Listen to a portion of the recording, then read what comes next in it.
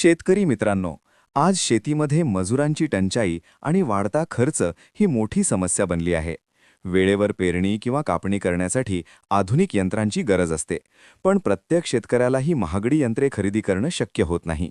याच समस्येवर उपाय म्हणून नानाजी देशमुख कृषी संजीवनी प्रकल्प म्हणजेच पोकरा घेऊन आला आहे गाव स्तरावरील कृषी अवजारे बँक. या योजनेचा मुख्य उद्देश म्हणजे गावातील अल्प व अत्यल्प भूधारक शेतकऱ्यांना पेरणीपासून ते करणीपर्यंतची सर्व यंत्रे माफक दरात भाडेतत्वावर उपलब्ध करून देणे.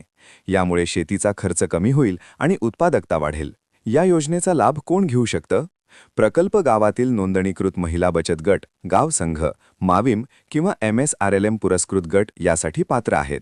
महत्त्वाचे म्हणजे गटात किमान 10 सदस्य असावेत आणि ते वेगवेगळ्या कुटुंबातील असणे अनिवार्य आहे. आता पाहूया अनुदानाचे गणित. या प्रकल्पासाठी एकूण खर्चाच्या 60% अनुदान दिले जाते. अनुदानाची कमाल मर्यादा 24 लाख रुपयांपर्यंत आहे. जर तुमच्या प्रकल्पाची किंमत 20 लाखांपेक्षा जास्त असेल तर किमान 75% बँक कर्ज घेणे आवश्यक आहे. 20 लाखांपर्यंतच्या प्रकल्पासाठी कर्ज अनिवार्य नसले तरी गटाचा स्वनिधी असणे गरजेचे आहे. लक्षात ठेवा, खरेदी केलेली सर्व यंत्रे नवीनच असावीत.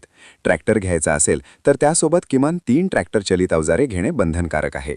पारदर्शकतेसाठी प्रत्येक यंत्राचे जिओ टॅगिंग केले जाईल आणि 1 लाखापेक्षा महागड्या यंत्रांवर टेलिमॅटिक्स किट बसवणे आवश्यक असेल, जेणेकरून यंत्राचा वापर ट्रॅक करता येईल. ही सुवर्ण संधी सोडू नका. योजनेचा लाभ घेण्यासाठी पोकराच्या अधिकृत DBT पोर्टलवर ऑनलाईन अर्ज करा.